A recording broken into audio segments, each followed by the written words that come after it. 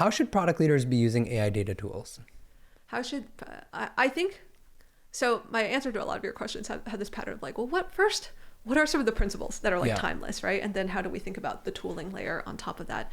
I think a lot of what I'm seeing right now is that we see a lot of huge organic growth because there's so much market pull for the next generation. I mean, we see that with ChatGPT in terms of its growth, obviously Cursor, Replit, like there's these, companies are scaling faster than ever because they've unlocked something really remarkable, which has made it so that, it used to be only people who could code, but now lots of people can go and actually create an app. And it used to be like only certain people could answer medical questions or, pay for therapists. And now you've like got a tool that can kind of do that, right? And that's awesome because you see like a lot of organic growth. But I think what's important with any sort of analysis is like the whole point of data is to give you a better view of reality and what's going on. And so it's not always just like, oh, if things are going well, then you don't need to look at the data, right? I go back to like the best teams that I've ever seen use data are the ones in which people on the ground are like absolutely fanatical about trying to understand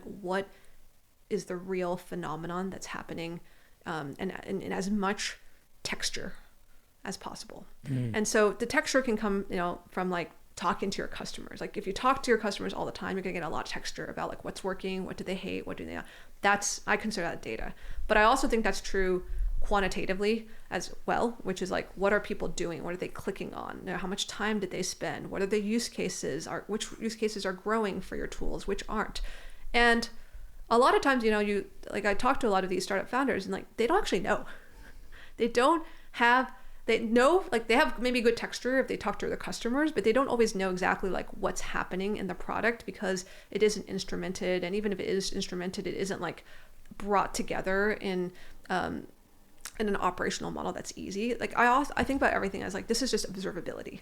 So good analytics is observability for your business. And the more refined your model, meaning the more things you log and track and you understand which metrics impact which things, the easier it is for then if like, something starts to go off, you catch it early, right? You don't wait until like, oh my gosh, growth has stopped or stalled. You catch it when the trend is starting early. So that would be, what I would say to everybody who, even if you're growing like a rocket ship and things are going really well, you got to ask yourself, how much do you really understand about how all of the different users are using the product? And the narrower you can go, where you're like, which kind of user, which use cases are growing well, which features are being used, what's the trend or the impression, what's the conversation in the marketplace about, right? There's a lot of really great tools that can help you now get more and more of that color and that fidelity. But even the best tools won't matter if the person doesn't feel like they want to get exposed to those things, if they want to actively be looking for those things. And so it still goes back to like, you have to be the kind of person who's absolutely curious and maybe fanatical about just understanding reality. I like how it came full circle back there. So we talked about this a little bit. We talked about the importance of taste, and we talked about, and you previewed, what happens when AI has better taste than you? I think it's coming. So let's zoom back. This is what I think is the state of the world today, right? AI is, I would say, maybe in the 70th or 80th of a lot of things. So it's like probably better than average. It certainly is average in terms of the content that's online about a lot of stuff. It's probably a little bit biased towards like, more knowledge because like the kinds of people who write the stuff or write books about it is like maybe has structured it or kind of has like a little bit more depth of understanding. But it isn't usually great at like the cutting edge today, right? And that's true with design. I think that's true with like the engineering. It's true with even writing. Like it's not as good as a Hemingway or a C.S. Lewis or any of that. And so it, we can say that it's like slightly better than average on a lot of stuff. And so, so then if we look at, okay, like, well, let's say I'm an individual. There's certain things that I think I've, invested a lot of my time and energy into. And so maybe I can do better than AI, but there's like a whole lot of stuff that I'm worse than where the bar is. And so if I'm worse where the bar is, then AI is actually doing better than me, and I should just kind of trust it more and use it more, right? So examples for me include things like anything that's related to go to market. Like I'm kind of a noob there, and so all of its ideas that AI has for me is like clearly better than mine. So I should probably follow more of that and not just rely on my own instincts. Similarly, maybe drawing or illustration. Like I think I draw fine, but clearly like it's doing much better than me already in terms of like what Midjourney and other things can create. So like, cool, I'm going to use that, and I'm just going to go with what its recommendations are. And maybe I can continue to develop my eye, but I know it can certainly, there are areas where like, look, I can just kind of trust it a little bit more. And if I don't trust it enough, I'll try and like go back to like find the expert who's still a human, and have them help me out.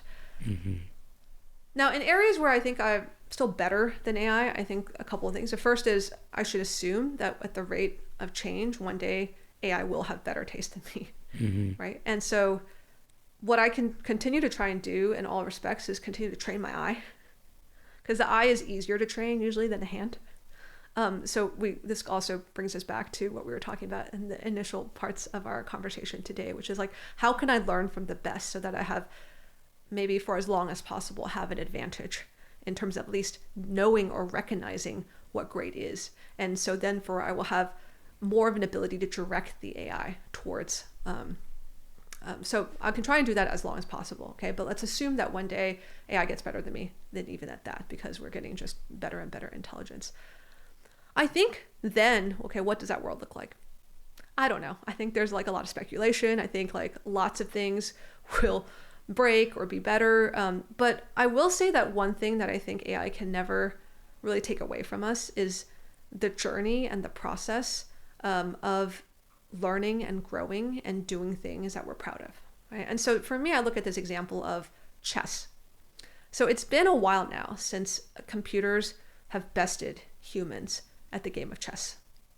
But it isn't the case that somehow we all gave up and nobody plays chess anymore, because what's the point? Because AI is better than humans. I think actually chess has become way more popular since we've had AI come to the forefront and all those news articles about how it, bested the best chess player.